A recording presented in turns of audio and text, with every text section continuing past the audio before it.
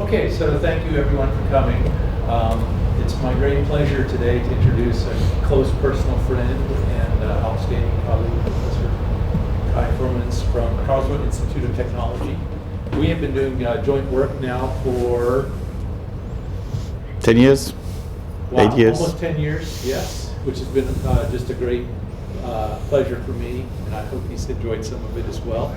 And I've been to Germany a few times to visit him, and it's the first time he's been able to get here and join us here in Louisville for sure. So he's going to talk today about some of the things going on in his institute in Germany, and then more generally in the subject of Industry 4.0 and what's happening in Germany. So take it away.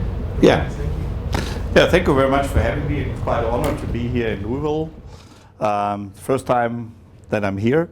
And indeed, we have enjoyed working with Kevin, Professor Gu, Dr. Gu, quite a lot. And I'm going to talk about what's going on in material handling.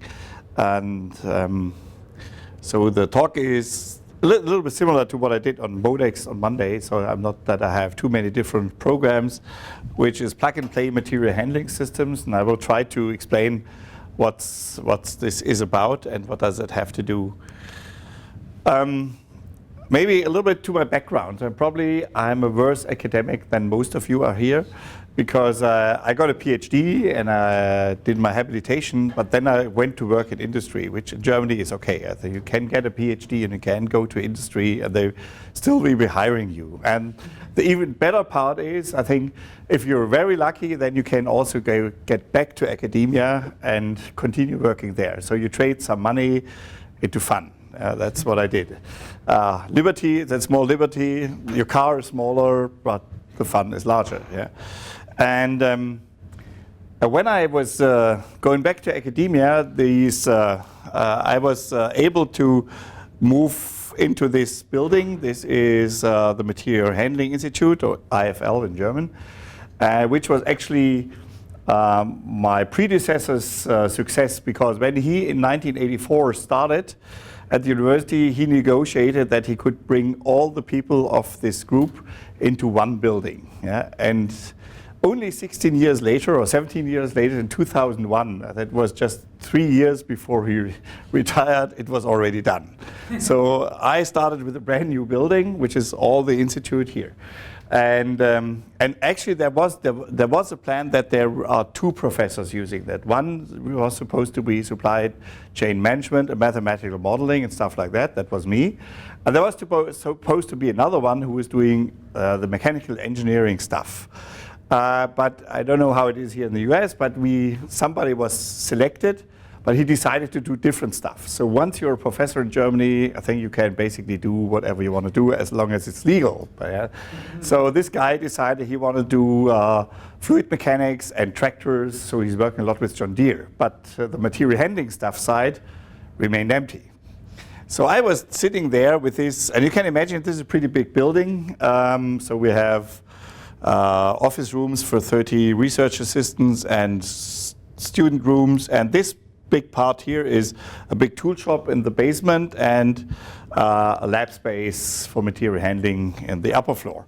So I was sitting there, and this was really costing money, and I was thinking, what should I do there? Yeah, because I was not qualified to do that. I think all my fellow colleagues in the area, because I'm basically in mechanical engineering, but we have blurred borders there. So everybody else in the field was coming. He used to be a designer. He was to be with one of the material handling equipment companies. He was designer there, and I was the only one who was actually coming from the user side. So I was working at Bosch and was running a supply chain for heating systems and stuff like that, which was a lot of fun. Yeah, but I was not able to. I was just on the buying side of stuff. So I asked the students I was working with, the research associates, about the things I was unhappy as a customer. One thing was, for instance, if you look at pallet conveyors, if you look at 3 meters of pallet conveyors, or was it 9 feet of pallet conveyors, it costs approximately as much as a Volkswagen Golf or a Toyota something. So my question was, why is actually 3 meters of stupid roller conveyor as expensive as a Volkswagen Golf? And the answer was, there's so much steel inside. So I did my calculations. In the beginning, as a young professor, you still have time. So I did my calculation. I figured out there's more steel in a Volkswagen Golf than in a pallet conveyor. And so we did some haggling back and forth. Yeah, there's more electronics. But I think that I could dismiss that because I was working for Bosch. I said, no, there's much more electronics in a standard car nowadays than in a stupid conveyor. So in the end, we found out that's the way that we design stuff and then we make stuff that makes things incredibly expensive and incredibly inflexible. So that started our research. And in the beginning, when we went to the cafeteria with the engineering guys, I think they started to hate to walk there because I was pestering with these questions. Why don't we make things? But then luckily I found Frank Schönung, Kevin, you knows him, and he was the first one who said it. He was a real engineer, I think probably the best engineer that we had for quite a while. I said, I think this question is good, so let's start working. And that's what initiated that. And then I met Kevin, who also asked some very neat questions. This was the origin of that. So that was work which was done by people who are actually not the best experts in the field, but at least we were able to ask the right questions. Yeah? And if you ask a new question, that's the good thing about it. If you start a new field, you're immediately the best person in the field. Yeah? If you start in a mature field, it's very hard to be a best person. Yeah? But if you start your own field, and if that is kind of successful, you're better off. So that is that. And I was on the buying side, and at Bosch I experienced that we started to de-automate manufacturing, so material handling in warehouses and in production. Bosch is, I don't know, I think it's not very well known in the US. It's a privately owned company. It's owned by a foundation and tries to keep a low profile. But they have more than 300,000 employees and 260 plants worldwide. But they try to be under the radar, but actually they're not that small. Yeah? And so what happened? I think, first of all, why didn't we automate anymore? Although we have a lot of plants and warehouses in high-wage countries. First of all, we did outsource logistic activities. I think one of my jobs, for instance, was I had to do a new distribution concept for everything related to trades, stuff like spare parts and stuff like that. And we reduced the number of warehouses in Europe from 26 to 6. Yeah? And in this case, I learned it's really bad if you own all that stuff. It's much better if you rented it and if you outsource it, because then you just cancel your contract, and after 1, 2, 3 years, you're free of that. Instead of that, we had a lot of warehouses in Norwegian and Sweden and Switzerland, which we had to get rid of, which was a pain of the ass. So, and outsourcing, of course, we had contract. We were generous. We had 3 years contracts. But if you have to invest into automated material handling system, the payback is hardly in a way that you can pay back in 3 years. So what people did, they used all those equipment which you can return after 3 years, like forklift trucks and stuff like that. But also, I think what we did was lean warehousing, lean production. Bosch was pretty good at that, copying what Toyota does. We called it Bosch Production System, which was basically the Toyota production system. And one of the essence is try a lot. So change things. And I remember we were in a plant and we were thinking about how to redo something. And the robot guy said, okay, they're going to move that cell over the weekend. And then we had wonderful conveying systems to which fed material into that. And then I asked, okay, so how long are we going to get to rearrange this material handling system? And the answer was, I think 6 weeks. So I was, okay, 6 weeks, it might be doable. I said, 6 weeks until we have an offer, how much it does cost to move that stuff. So the decision was made, we get rid of that, and we rather push the material around and don't do that. The question is, why is it actually so expensive, and why does it take so long to change material handling systems? Yeah? Because with a machine tool or robot, it's a self-contained cell. I think you have to disconnect it, you move to somewhere else and connect it. But if you do it professionally, I think that can be pretty well done. But material handling system is about linking a lot of stuff to each other. Yeah? And we found out that a big part of the total cost of material handling system is actually not the physical stuff, what is electronics and steel and iron and stuff like that. Approximately half of the cost is engineering, software, installment, testing, and stuff like that. So, and this, of course, you have to do every time you have to do it again. Then, usually you need a very high reliability. Yeah? So we try to have very reliable components which are built out of the best drives and the best sensors and stuff like that, which makes it very costly. And one major issue is that reuse and reconfiguration is very costly and risky. I was changing or transforming a warehouse under operation. So we had approximately 20,000 order lines per day, and we had to transform it onto a new WMS system, new layout and stuff like that while it was working.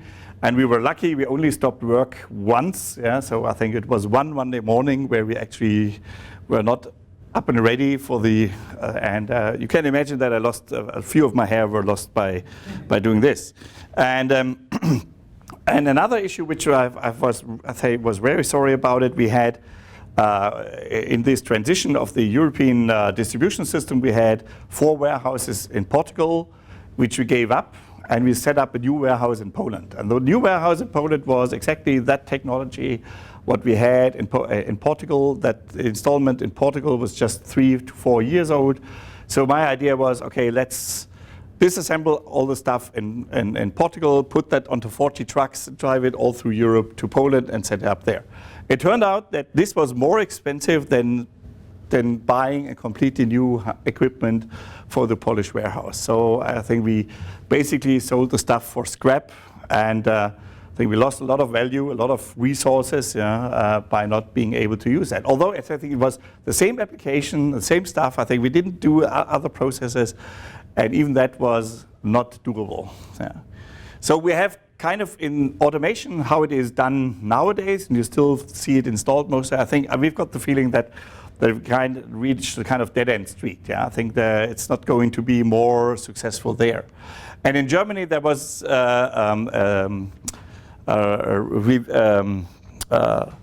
they reviewed or they interviewed people who were running automated material handling systems in machining and assembly and stuff like that. And between 23 and 38 of the respondents answered that they would like to reduce in 2001 the amount of automation that they have, most in assembly. I think if you've ever seen an assembly plant, you know why that is, although I think material handling is their most important factor.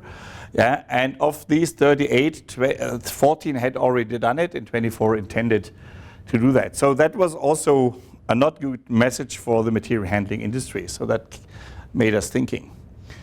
And I don't know how many of you have ever tried to install a warehouse and change that. So allow me that I give you a little bit of insight what that actually means. So if you're really crawling through a warehouse over the weekend to try to install stuff. So I didn't want to make pictures of the real warehouse because the suppliers would not like that. This is a Fischer Technic warehouse that we have in our lab. Yeah, but you can trust me, the automation behind that is the real one. As you'll see, we have 6 sensors, we have SEW controls and stuff like that.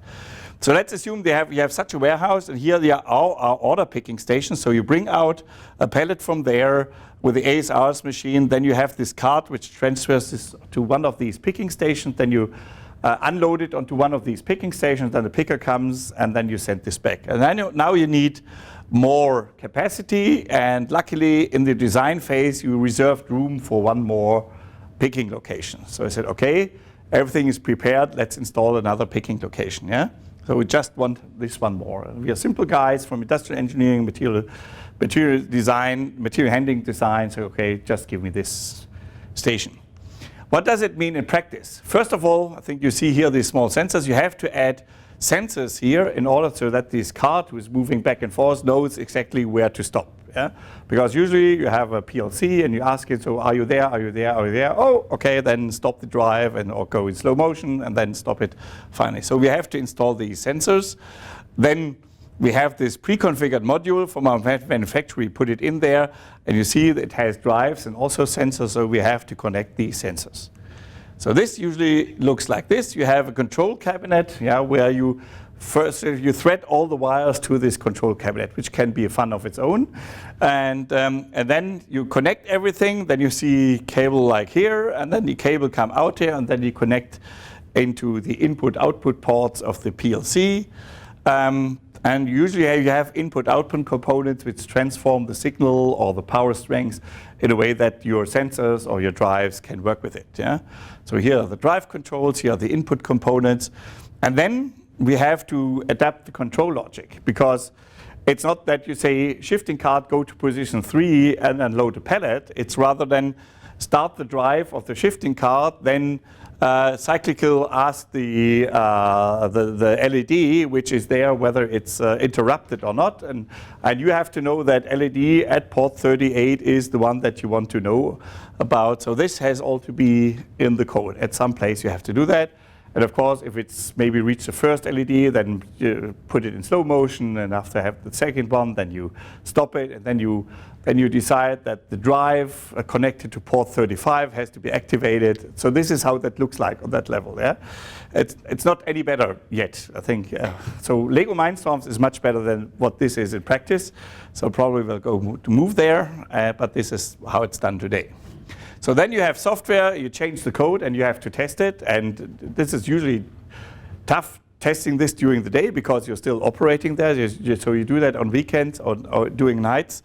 At least my error quota is much higher if I work at nights than during the day. And because we are nice people, we have an HMI, human-machine interface, where you show the state of the system. This has to be upgraded as well. And then you're done.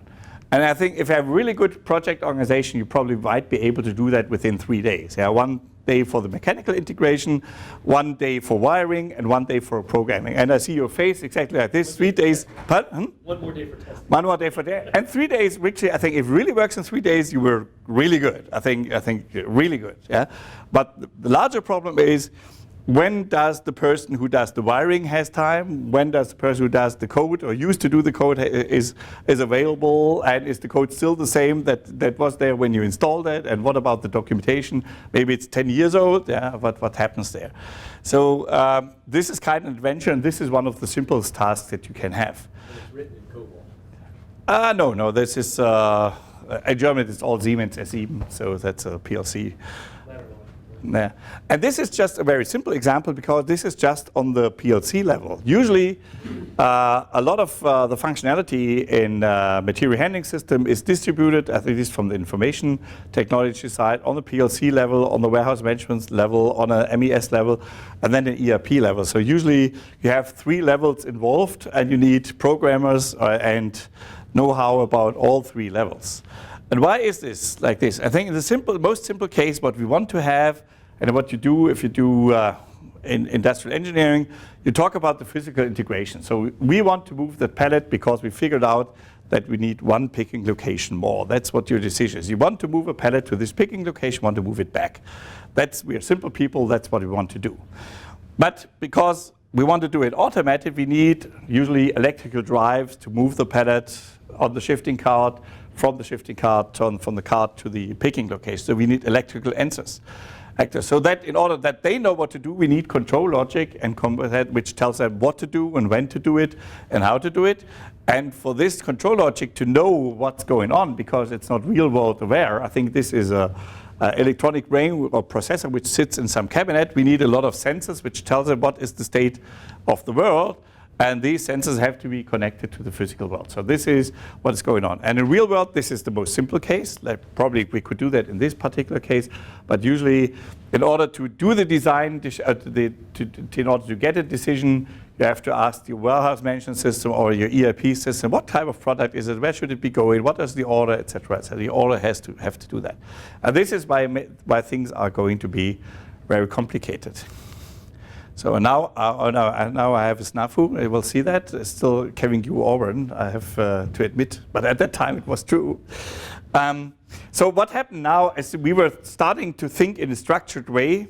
We were playing around. How should material handling systems look like in the future to make the customers happy? Not the designers and not the manufacturers, but the customers.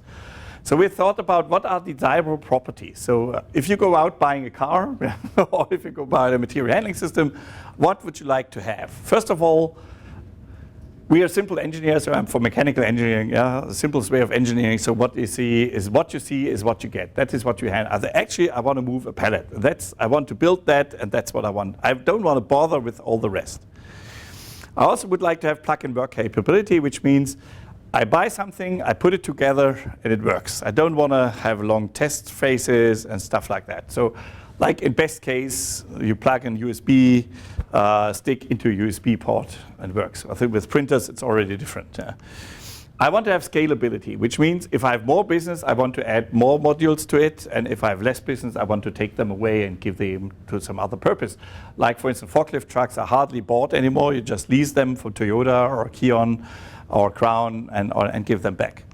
And also, I want to have reconfigurability, which means if my business changes, if my process changes, my type of my product changes, I want to be able to do a Kaizen workshop and change stuff around and reconfigure it. Maybe I just used to pick and then I pack, and now maybe I have to add something to it.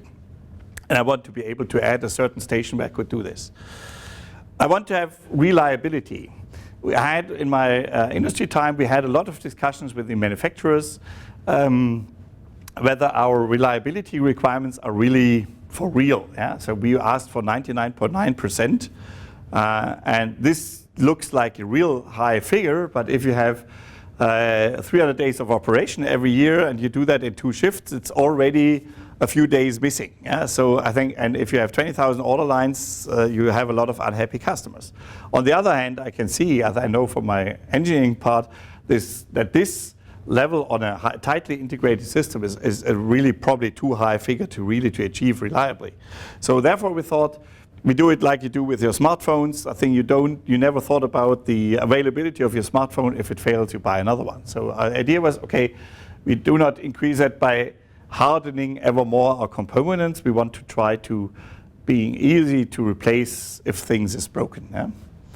And we want to have inherent safety, which means I think if you come up with new technology, we have to make sure that nobody's hurt by using it or even by the foreseeable misuse. And I think we would like to have self-adaptability. So if it really works, I think the system knows itself that it's not fit for your task anymore, maybe orders additional modules or gives them back or something like that. And we want to have resource efficiency, which basically means 2 things. We only use electric power to drive things where we actually have something to do. And we are able to reuse, contrary to the Portugal-Poland example, we are able to reuse equipment that is not at a particular use here anymore. So that was what we decided, that's what we want to have. And now we talked about, who did computer science and programming knows it, we talked about design patterns. How could you actually achieve that? So how should we design our material handling systems in the future so that we can get these properties? And so with Kevin and Frank Schöning, we sat down and said, first of all, we need modularity. So I've seen Legos on the floor of the there. So we want to have it like Lego blocks. We put together what we need and that it just fits. And in order to get that in such an environment, we need function integration, which means that each of the Lego blocks brings all the functionality that you need to perform, which means you perform the mechanical task to convey something or to store something, but you also have all the sensors to figure out are you in the right position, you have all the drives to move it, and you have all the information processing capability which controls the sensors and the actors. Which means that we are ending up with decentralized control. We are going not to have one computer which knows everything and controls a lot of dumb stuff, but we have a lot of decentralized items which are controlling their particular part of your system. So if you're doing group work with other students or with other research associates, everybody has his own brain and provides one part of the solution. So that is what the modules should be. So we have decentralized control. And we want to have interaction. If you have decentralized control, we need these modules to interact with each other. Yeah? I tell you what I know and what you want to do and what you have to do. Which means, and this is our weak point right now, we need standardized physical and information interfaces. I don't want to have an interface which says, on this wire we have 3.8 volts. I rather would have to have, so I handed over you a tote and you have received a tote or something like that. So for debugging purposes, this is much easier to do that. Oops. And, that's about it. And This is a pretty particular train of thought. I think we were the first ones, Kevin, Frank, and me, to write such a nice slide to explain people why they need decentralized control. But here you see a lot of things which is happening in Germany, like the thematic multi-shuttle move, which Michael ten Hompel did at Dortmund. In Munich, Willibald Günther had an overhead monorail, which was reconfigurable. Rainer Bruns had a very nice sliding wave where things were basically surfing along such very cool stuff. Then Ludger Overmaier had the Cogniware, which is built out of a lot of independent controlled drives. I think he took the idea that we'll see even further. Whether it's economically viable, we don't know, but it's cool. And the BIBA in Bremen, they have a Cellaware that's called of hexagonal modules with drives. And in Karlsruhe, we did the flex conveyor, which I'm going to talk about. And then grid technology, which has been inspired by Kevin a lot, and Karis and Fifi, that's what I'm going to talk about. So that's a general trend. It has been accumulated in something which is called Industry 4.0 or 4.0. So, or it's called the fourth industrial revolution. But I think it's the first revolution which is coming from the top, not from the bottom. So maybe the word is not quite correct. But the Germans, I think you know that German economic base is very much dependent still on producing stuff. I think only Korea is more dependent on stuff like that. So we are really afraid of losing our competitive edge, because I think a lot of countries learn what to do, what we are going to do. And of course, with digitalization, things move even faster. So how do we integrate computer science, mechatronics, and traditional engineering anymore? And we were in the lucky position that this train of thought that we just had is one which went into the mainstream of research and research programs and stuff like that. Yeah. So in Germany, there's a lot of buzz about, I think here you have it in connected industries, or the Internet of Things is a part of it. Yeah, but it's a little bit more than that. And also, I think the NSF, I think, basically coined the term. Talk about cyber-physical systems, where I say basically you have a physical system which is actually moving something, like our conveyor, and you have a cyber part where I say, okay, there's a digital representation which is good enough for this system to control itself. And basically what we built, what I show you, is some examples of rather simple but still cyber-physical systems, because we have the capability that the digital part of the system is representing enough information, knows enough about what's going on to control the system independently. Yeah, so what you've seen before, what I told you, the old automation basically doesn't really have an understanding, or a machine understanding what the real world is like. I think only the programmer, by connecting wires and logic, brings it in. And we want to bring it to the point where at least a limited understanding is available. That's a little bit like autonomous driving in cars. Yeah, I think it started where you see the car just starts to understand that there's cars in front, there's a bend and stuff like that. So that is the direction what we want to try to take in automation. So the first thing that we were building in that direction was the so-called flex conveyor. And you see, of all these desirable properties and design patterns, we did not achieve everything. So we don't have inherent safety. It's better now, but it's not self-adaptable, and the physical information interface is not standardized so far. So, but we tried. This was the first effort to get plug and play actually doing, and we applied for funding. And I had to defend. I had to defend the project there to build such a thing. And then you first defend it, answer the question of the committee, and then I was sent outside. And usually it takes 5 hours, and then you get 5 minutes, and then you get the verdict. And I was waiting there for half an hour. So you know that I think that's like examination for every one of you, waiting for a proposal that's basically the same. Yeah. So I didn't like that very much. And then in the end I was called in, and luckily the head of the committee was a pretty smart guy, Stefan Wolf, and he said, well, we discussed, as you have noticed, half an hour, whether this is a crazy idea or whether this is a good idea. And so I finally suggested, if we can, as experts, discuss half an hour, whether this is a good idea, it probably is a research project. Yeah, we just try to find out. And the nice thing about it is that I had really serious colleagues from computer science who told me that what we tried to do could not be done. And so being the bad boy that I used to be, I say, okay, if somebody tells me this can't be done, this is really challenging. So what the idea was the following. We built conveyors out of standardized modules like these ones, which are so-called right-angle transfers. I don't know who have seen one. So we have rollers which turn and transport bins in this direction, and then you can pop up some belts, and they do the transport in the 90-degree direction. So this was the first. No, this is the second prototype that we built. The first prototype was much smaller. It was the PhD project of Stefan Meyer. This was the second one. The first one built with the company. So this is also has some engineering, and later we will see how it does look like. Now you can buy it, and it's a little bit more refined than this one. So this was presented at CMAT in 2012 or something like that. So that is the idea. So here, this is on a lab space filmed from above. So a few associates are assembling a material handling system. You see, to get this complex structure up and running, it took 2 hours and some minutes. They were connected, and as soon as the green light appears, they have figured out what the topology is, which module is available, and where the modules are, and what is the shortest path and the second shortest path to get there.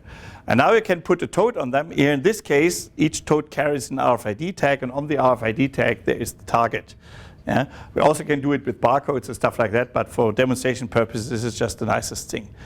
And the conveyor makes sure that there will be no collision, and there will be no deadlock in conveying it. And we do even what you usually don't do. We do loops. And see, you can rearrange it anytime. Yeah, do that. Build it. So that what we agreed as expert would take 4 hours, 4 days, could now be done in a few minutes. Yeah? With stuff like that. So that is, the question is that we frequently receive, is it actually necessary? Because people frequently tell me, well, we don't reorganize our material handling system every few weeks. I say, of course, because you can't. But on the other hand, the warehouse that I was remodeling, that was operating almost 20 years in this fashion, yeah. And out of these 20 years, I would say 18 years, it was not in the optimal configuration, yeah. But as soon, everything which works is outdated, yeah. So therefore, we were a long time away from that. So that is what the flex conveyor is. I didn't understand how collision is avoided.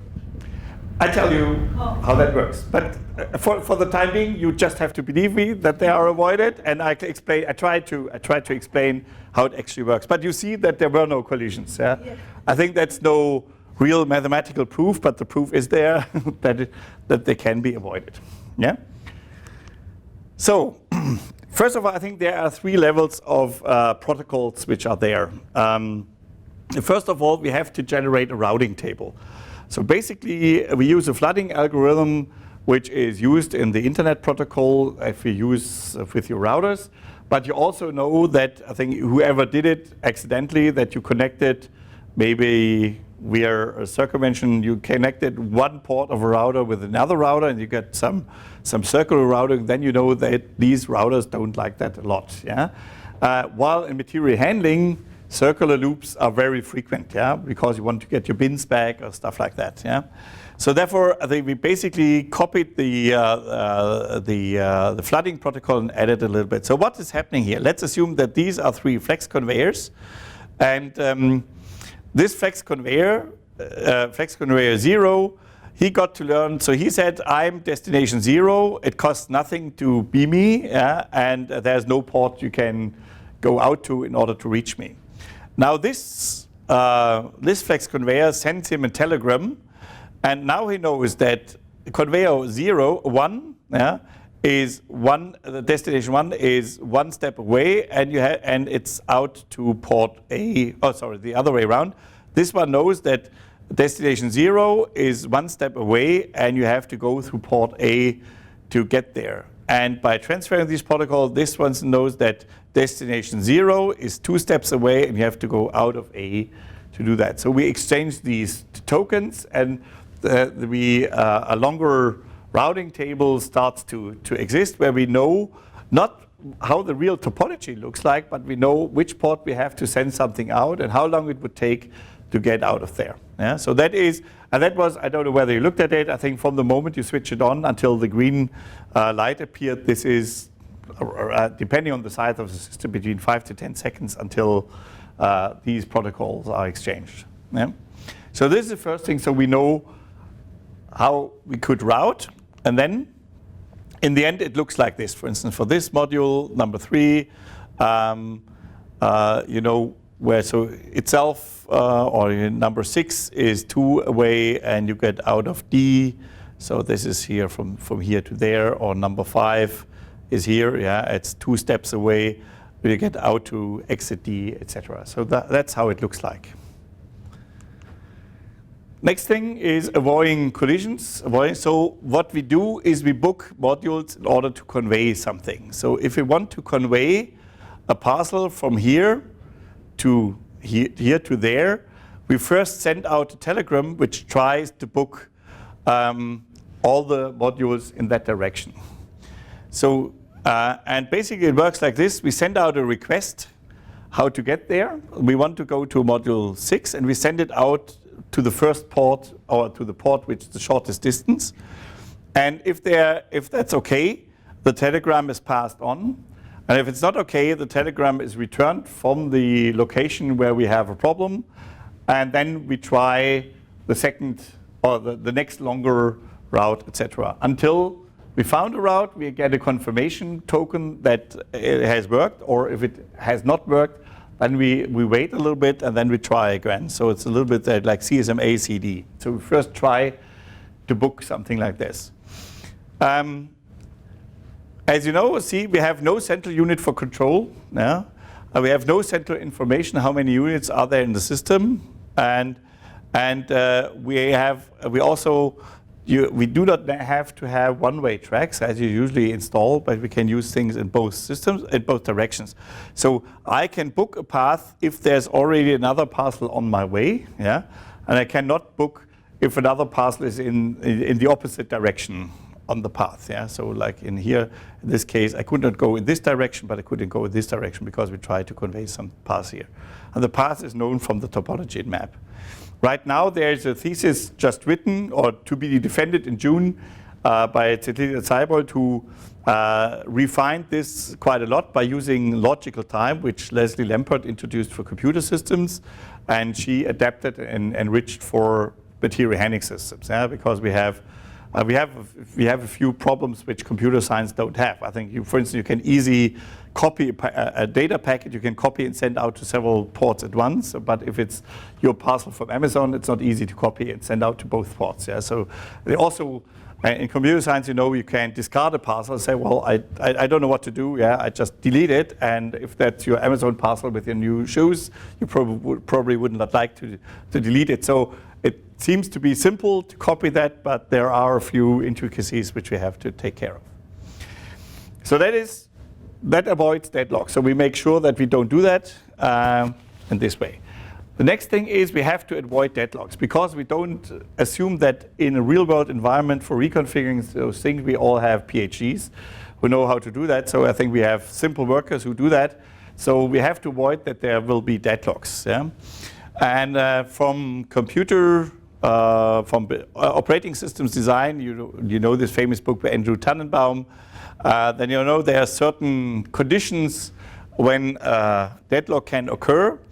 And of these 4 conditions, 3 are always true in material handling. Yeah? So one is mutual exclusion, which in this case, a module can only be occupied by one toad. Yeah? It cannot be at several points at once. And we have hold while waiting. So because we have to keep the conveying unit somewhere until it's further progressed. We cannot delete it, yeah, or throw it out. We have no preemption, so we cannot remove a CU from the system. So therefore, if circular weighting occurs, which means A waits for B, B waits for C, and C waits for D, and D waits for I, then we have a problem. Yeah? So let's assume the following situation. We have, this is our roundabout. Maybe this is conveying toads to picking locations, and we want to convey in this direction, and this one wants to be injected here. And if we would do that, then nothing would happen anymore.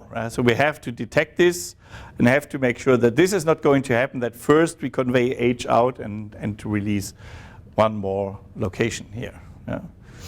So, and basically we introduced, or Stefan Meyer introduced, a topology detection where he actually found out, are there topologies which would be where such a collision could occur, and if that happens, then he designed a token which will be sent out where we will receive, so if it closes the loop, then we make sure that we don't do that. But unfortunately, this increases the communication overhead quite tremendously. So in the beginning, this was a problem because our data connection was a serial interface between this. Now we have switched to a kind of screwed up gigabit Ethernet, which has a much higher bandwidth, but Cecilia found a much better solution for that.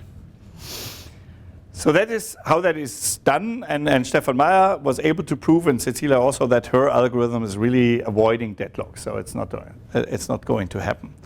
And then also we had some real scientific fun. I think this is a simulation. It's not a real system, but it's the same algorithm which is going on in the simulation. And I showed, and there we saw something which is emerging behavior, which I want to show you. So it starts to work, hopefully. And in the beginning, you see if there's low traffic, the tokens take the fastest possible path. So it's very energy efficient, very resource efficient, and we have a minimal load. And now we increase the traffic, and now you see we cannot book the shortest path, but we can book a path which is in the flow, in the general flow. So we have something like a roundabout, yeah? Which actually is indeed the most efficient way of doing stuff like this. And you also see, which is subject to another research, if we have too many tokens in the system, or too many toads in the system, then throughput actually goes down, yeah? Because it's harder to move. But you see, there never was a deadlock. I think it really works. So it keeps at least one opening open. And when the traffic goes down, then we start again to move into the shortest possible direction.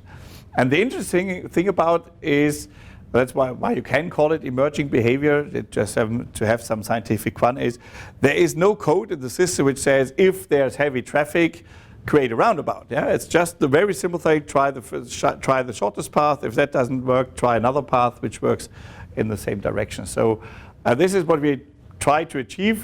Trying with simple rules and which you can understand, an interesting behavior. However, I think in real life this is already a problem, because if you have operators using it, then say, how does it suddenly change your behavior? I think we are used, for instance, in our cars, there are a lot of complicated electronic stuff going on and controlling injection and charging and stuff like that, so we don't care about. But there used to be a time when you had to control all this self, and here we are in the position where even simple systems start to have a kind of mind or decision making on their own. So that will be a challenge. So what can you do with it? For instance, Ben Montreuil, he's a big advocate for the physical internet. So, okay, you can build modules for physical internet. You can Google for that. I think it's a great idea. I wonder whether it will ever be coming, but basically having a parcel organized transportation network like you have a data parcel organized internet. And if you want to do something like that, then we need more functionality. This is where Kevin comes into play, because he wanted to interest me in high density storage, yeah? And which basically means I have very high density, and I was not liking it because from my experience in practice was high density storage means low throughput, yeah? That I'm not taking care of things like that. But he somehow, probably with you as well, he can be quite convincing, so we had to start to think about it, and then a few things came out of that. And out of the 15 puzzle, and the first thing was the so-called grid sorter, which was conceived. The idea is to have a decentralized control system with high density and able to sort a high throughput. Usually you know how these big sorters are built, for instance by IntelliGrade, and which take a lot of space. And this is something like this. So this is sitting in our lab, has been demoed on a fair. So we have an input of toads in here. You see you have different colors, and each color has its exit. And all these right-angle transfers have their own control logic. They have their own sensors, so you can add parts to them or can leave them out, or even if one fails, the rest is organizing their transfer around there. So you see, and they're really decentralized controls, so each of those has a controller, and we are able to achieve quite a high throughput, so we can sort with this design like that approximately 5,000 toads per hour on a layout which easily would fit twice in this room here. So this is, you see here, these are the LEDs which indicate whether something is occupied or not. And these are really modular, so you can take one of the modules out. So this is the feedback because we were too lazy to refeed all the stuff for the demonstration and in order to show that. And Cecilia first thought about the algorithm, and then she really implemented it on this hardware, where we learned that having an algorithm which works in any logic is one thing. It's another thing to prove that it's deadlock free, and it's just a different thing to really make it a real thing with real drives and real sensors and make it work. So this is the grid sort, and out of that, therefore I have to apologize but at that time it was Alabama. So that was Kevin's idea, so we could have grid store, so we can have a lot of these modules and store stuff on it. So the grid sort was assuming that all toads already have a direction where to go to, and we just have to go to. Here at grid store, we have stuff, we probably know it, like these ones here. These are the ones which are coming. We want to store them somewhere and only retrieve them if there's an order for them. Yeah? And as you can see, this is the exit row. You can achieve quite a high throughput, even if almost all of the locations are occupied. And Benedict Fuß, who spent his master's thesis with Kevin, was able to implement it here. Here you see the numbers indicate on which row these items should be stored. And then we generate an order randomly, and we try to retrieve those units here through the bottom row. As you see, it's the same. It's not a different device. It's the same conveyor, just on the fourth level. The flex conveyor is basically only using 3 levels of communication. And on the fourth level of software, this is different than grid sort. So now it's pretty full. Yeah? And now we can, for instance, here retrieve R. Everything is moved out of the way. And so now this is new retrieval from here. We make sure that everything is moving away. This is a kind of telegram which is passed on to the left and right. Are you willing to move, and are you able to move? And this way we can use, even with very high density, we are able to store and retrieve stuff with pretty high throughput. Then there are other ideas like grid sort, but I was looking. I almost retired after seeing that video, by the way. You almost retired, okay. That was enough. Yeah, so, and then of course you can imagine that takes quite a while, and it says you can also generate a sequence out of it, yeah, independently. And what I really like, and yesterday we had a nice discussion with the car manufacturing at Modex. What I really would like to see is also grid pick, where the idea is that this is stored here, and if you have a picking order, you bring the totes with the products that you need to the front, and the picker just walks up and back to the front. So now he's picking order 23, and we are already preparing order 24 and 25 and bringing that to the front, so that we have a much higher space efficiency as you have usually with these gravity feed shelves. Yeah? And if you can do that, what has been done now, you can do it on several sides. You can get very high throughput, because usually the walking distance in a system like this is determined by the number of different products that you have to stage. You just have to pass them all. In this case, we only have to design it to a way that the number of items that I need for one order has to be placed there, and you can have much more SKUs there. So that would, for instance, for a car manufacturing, that would be appealing. If you have a high variety of parts, then, but for every car, for instance, needs some seat interior, but maybe if you have 28 different colors, but you only need one location because every car will get one. You don't know which one of these, and then you can have much higher efficiency. So grid pick. And we are very confident, I think it can be done. It hasn't been done, so there's no picture of real hardware doing it, but it will be done. And the nicest thing about it is there has a company, has a spin-off, which actually does the controls, which does the hardware and the software, and with Gebhardt, which is a medium-sized company in Germany, pretty innovative, is actually selling them. We have sold of the flex conveyor several hundred units. Also some to universities, but our first customer was not a university, it was an e-commerce shop who actually bought an extension last year. So it seems to work. I own 10% of this company, so I'm pretty far away from Google wealth right now, but at least I think we started something. The company has now 8 people working for them. I think they do also other stuff in kind of smart automation, and this is basically the product of this spin-off here, and says grid sort. So, but we also learned that it takes a while from an innovation, even if you demo in the lab, until you have a market and you have sold it. So that's the path where we're on. But anyway, at least it worked. Back to Stefan Wolf, we could tell him, yeah, it was a fun research project and something got out of it. So the next project that we are doing right now is it's called CARIS. This is hard to translate. So it's a small-scale, autonomous, redundant interlogistic system. In German, caries is something if you have bad teeth, what happens to that. So I don't like the name, but my research associates liked it. What is the idea? Usually a lot of traffic in warehouses and production is in forklifts because pallets are very ubiquitous, you have them everywhere. But usually if you're manufacturing or picking, you only need to transport small totes. So we wanted to have small-scale AGVs, like the one of Adapt. I think the project is running for quite a while now, which you transport one tote.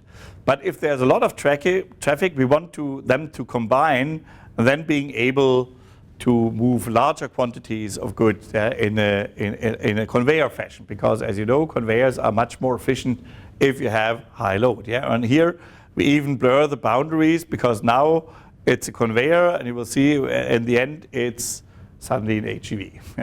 And you can imagine that the flex conveyor logic is exactly what you need to do something. So a flex conveyor is off top of an HGV, and there's also a different mobile cluster where several are combined in order to transport one pallet. So that you can, there's a dream of having the forklift-free plant, and that you probably really can achieve that. So what are the modules? Oh, there's a typo here. So we have the vehicles, we have docking stations, and we have a cab central, which now has been reduced to really small items. And our goal is to install something like that in 1.5 hours. We won't have any cables in the floor, no markers on the. We just use their safety sensors for navigation. We need charging mechs for inductive charging. And you have to drive around one of these vehicles to create a map where you indicate which location is, and then you distribute this map to all the vehicles, and that's how it works. So if everything works well, you see a video of the first generation. Unfortunately, I put in the wrong video with German subtitles. I hope you know. I will be the subtitle. So this is how one of these vehicles looks like. You see the names of all the participating companies. So we have 5 more minutes? Or is it? So we had all these single fabric, and it was done not only by us, but with us, cooperation with University of Freiburg and with a lot of SMEs in our area. So this is how they navigate with these laser beams. They are independent. They can plan their paths themselves. They avoid collisions. They avoid also collisions with people. So this is the Frank Schöning I talked about. He's now in research at SEW, which is one of these medium-sized companies, and it's very patient. It's we thought about installing a loudspeaker which say "go away" or something like that, but we didn't do that. So it's very patiently trying to get where it's going to be. You see here it's red, which means you're not allowed to put something here on it because it is it's trying to get to its destination. We use laser scanners for navigation, also for docking. So this is the standard ZIG laser scanner, which for safety reasons you have. And you see here now another laser beam here where we can then do the parking, automated parking, and then the handover of the bin. So right now, this is how it works. Right now we are in the phase where the next is Karlsruhe Pro, which is professional and production, because we want to, in this summer, we want to bring it into, use it in production environment at Bosch, where common rail injection pumps are built, and at Audi, where the Audi R8 is built. Yeah. So, and here you see a lot of different scenarios that will help. So we are going to transport kitting carts where a whole kit for a car has been manufactured. In this case, a V10 engine for one of the cars. We are having such a conveyor here. So now we try to bring it into a production environment, at least for several months, and want to know how it actually could be working. So there's no video out of it. I think we're in the last testing phase. We're just, and the design of Karlsruhe Pro is much better than this one. So let's see how that goes. How is it working? This is how the map is created just by these laser scanners. And we have SLAM navigation where we look for the most likely location which you get from your reflection. And luckily, it even works if 50% of your environment has changed. So if there are people around, pellets are on a different location. And there are a lot of different use cases in manufacturing, in warehousing where you actually can use it.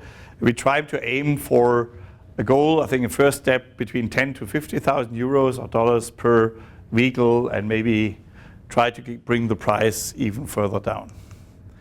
Another nice thing is packing. I think if you have been in warehouses, picking is studied a lot, but packing not. And so we said we designed a packing location where actually a computer is assisting people in packing stuff. So first of all, you have a packing location. We don't have a screen, but we project the work instruction onto the table, so you don't have to look down and up and down and up. And then we have a Microsoft Kinect which follows the hands, and we have a camera which takes pictures of the parcel. So while packing, we notice what is put in there. Then we know where the piece is. We can here project the packing list, what should be going in there, and we check whether we would have packed what is okay. If it's okay, we get a green side, and we create a protocol what has been sent. So our vision is that if you order something in an online store, you would not even only get a message that the parcel has been packed, but you would get a protocol of what has been put inside that parcel, which has to be verified. So because during my time at Bosch, a big issue was that people were claiming they have not got what they have ordered, and we only had a weight protocol. But I think if, for instance, it's books, I think the books all weigh the same. Yeah? Basically, that's not very significant. So that's something. Right now, unfortunately, this was designed for warehouses. But then somebody saw that and said, oh, this is much more useful for assembly. Now Maximilian Hochstein is working much more for assembly, has won a prize for most innovative something in also Industry 4.0. And then our latest toy is Fifi, because I think Karlsruhe is about fully automated. And I really, although I think we got a lot of research money for that, I don't really believe in full automation. I think 80% of what you do can be easily automated, but the last 20%, whatever it's the 20% is, but generally is a problem. So we said, okay, I would like to have a vehicle which can drive on its own, but you can interact with it. For instance, to bring something to a pick phase or bring something to pack. So this is Fifi. Actually, it was called Beefy, which is what it was supposed to bring beer. Yeah, and Fifi is in Germany a frequent name for dogs, so it's supposed to be a dog that follows you. And here you see we have a Kinect on it, and you see the person, and you can detect the gestures, so you can control it. You don't need any device like this one or a smartphone. You just can control it with your gestures and with your body position. I think this looks like much easier than it is. Because Kinect is not really industrial project, for instance, a product. I think we, for instance, sometimes was detecting people which were lying or actually flying half a meter above the ground, yeah? But it was clearly a skeleton which was detected. Or Metaplan boards, Kinect loves our Metaplan boards and everything. So a lot of the smart software is to detect what is really a person and what is not a person. So you can summon it. So we had summon before Tesla had it. Yeah, come here and follow me. And so this is a trip through our institute. And you also can do that for picking. And we also tried to bring that into a production environment and also had already demos there. We're just preparing it with this company Bear. So this is not so nice and it doesn't fit in my car, so for demo purposes. But here you can see that's much more rough and it's really fast. I think it can drive as fast as it can ride a bike. And here, so for instance, that would be after picking, and then you can say it follows you. And we are comparable to standard AGVs because the additional hardware and software that we need is actually not too expensive. Yeah. And what is the idea, for instance, for that? That is the first application problem that we get, that you will have a picking area at Audi probably, where we'll pick something, and then you put it onto this car or onto a trolley, and then it drives for 200 yards autonomously. I think, yeah, while the person is picking the next order, and it's bringing the bin or the trolley then to the assembly station. So this is what we are actually doing. And so that is actually what's going on. And we at KIT, we have some discussions between scientists and engineers, what is the crown of science. And because I think I was sitting in a board with a lot of physicists, and I learned that physicists basically are the top of the world, yeah, because chemists are just physicists who don't get it. Yeah, I think they just take the phenomenon and they don't analyze. Mechanical engineers are just poor physicists with too low mathematical skills, yeah, and mathematicians are physicists who don't dare to analyze real-world systems. Yeah. And therefore, I like this sentence from Albert Einstein, who said, "Scientists investigate that which already is, engineers create that which has never been." And I hope you have a lot of fun doing that. Thank you very much for listening.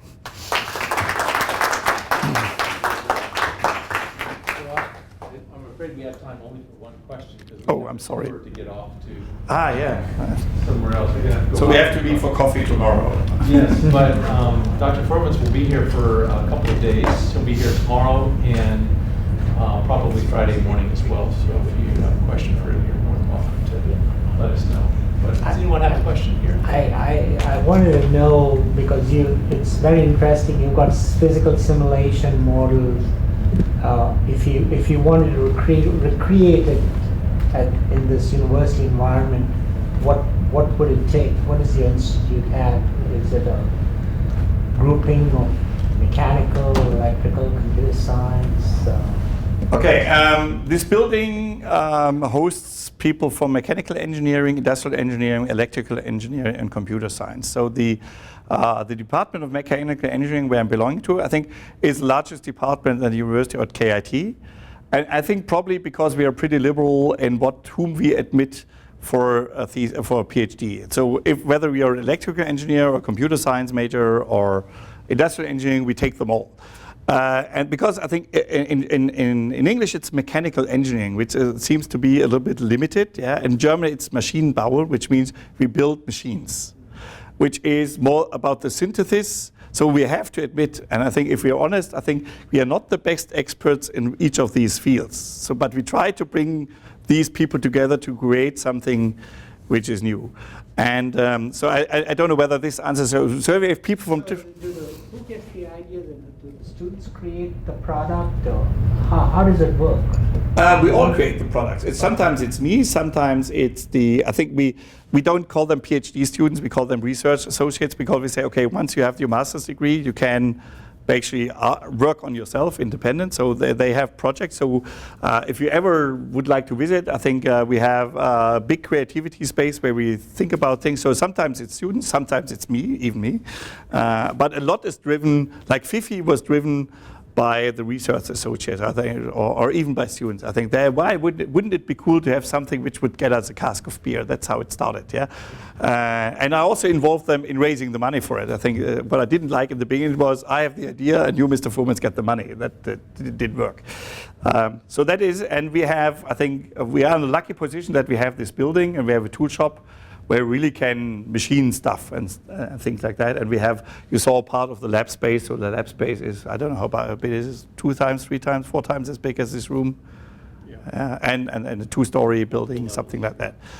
But this is because it's material handling. I think material handling is just, you need just some space to experiment. So I would say material handling is a great field for people of different departments and upbringing to communicate. I think it's really, and this whole industry 4.0 cyber physical system stuff is only working if it's not, I think some people try to claim it's just computer science or it's just electrical engineering, and this is rubbish. It's just bringing all this together, and yeah, then it's a lot of fun. I think, and I think my most important task is to find enough interesting students and create an atmosphere where you can openly discuss crazy ideas. And we are in the lucky position, I don't know how it isn't here, we have a lot of small and medium, usually family-owned businesses in the area where you can convince people on a face-to-face business basis